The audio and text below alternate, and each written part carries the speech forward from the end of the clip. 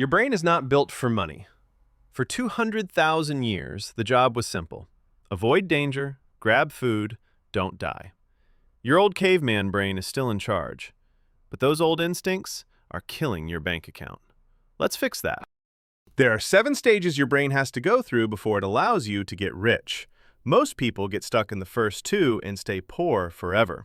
I'm going to show you how to beat the survival software at every level, starting with the most dangerous one, the YOLO phase. The YOLO phase is where most people get stuck forever. You've got no will to save because your brain is addicted to short-term hits. It's the treat yourself trap. Screw it, I am going to get that iPhone. I'll start saving next month. I worked hard this week, I deserve this. Present bias and hyperbolic discounting. Wanting a small treat right now more than a big win later. Your brain thinks future you is a complete stranger. You wouldn't give a stranger $50, so you spend it on yourself today. But I'll definitely earn more later. Optimism bias, thinking you are luckier than everyone else. You think you'll have more willpower in the future, so you let your future self deal with the problem. But look, the iPhone was at $1,500, and it's now $1,200. I can save $300. Anchoring, getting stuck on the first price you see. You didn't save $300. You spent $1,200 you didn't have because your brain fell for a fake starting point. I'll just use my tax refund to buy it. It's free money.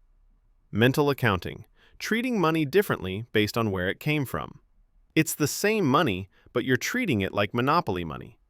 But this iPhone has got a brighter screen. Hedonic Adaptation, the way we get used to nice things very fast. If you buy that new iPhone now, you aren't going to care one bit about it after 6 hours. The fix to the YOLO phase. You got to understand the concept of paying yourself first. Don't try to save what's left at the end of the month. Spoiler, you'll fail. Set up automatic transfers so the money leaves as soon as it hits your account. You spend the rest, guilt-free. The wait and see phase. This phase happens once you actually have some cash. Now, instead of spending it, you're too scared to move. You stay on the sidelines and don't invest. I have some savings now, but I worked hard for it. What if I lose it? Loss aversion. The pain of losing feels twice as bad as the joy of winning. So we do nothing. But by keeping your cash under the mattress, you're choosing to lose money to inflation because you're scared of a tiny dip in the market. The market feels risky right now. I'll wait until I fully understand how everything works. Ambiguity Effect. You hate not knowing the end of the story. The stock market feels foggy, but inflation is right there burning your money. Ostrich Effect. Burying your head in the sand to avoid bad news just so you don't feel sad. The fix. You have to look at the big picture. Over the last 100 years, despite wars, crashes, and scares, the stock market has always gone up. Phase 3. The stock market pulse phase. This is the noise phase. You're trying to pay attention, but you're looking at the wrong things. You're reacting to the weather instead of the climate. The news says a recession is coming. This time is different. Base rate fallacy. Ignoring the big picture because of one scary story. The market has been growing for 100 years. Don't ignore a century of data because of one scary headline. But I need to stay informed. You risk information overload when there is so much news that your brain just shuts down and makes a mistake. The fix. Zoom out. Look at the numbers, not the headlines. Phase 4. The Smarty Pants phase. In this phase, you've had a little success. You think you've cracked the code, but you're actually just lucky. I finally got it. I've been watching the charts. I think I can beat the market with this one. It's a sure thing. Overconfidence bias. That's the Dunning-Kruger effect, where people who know a little bit think they know everything. You know just enough to be dangerous to your own bank account. But this stock has been up for a week straight. Recency bias. Thinking that because something happened yesterday, it will happen tomorrow. You're driving a car while only looking in the rearview mirror. The fix. Buy the whole market. Index funds. Stop trying to be clever. Boring rules beat gut feelings.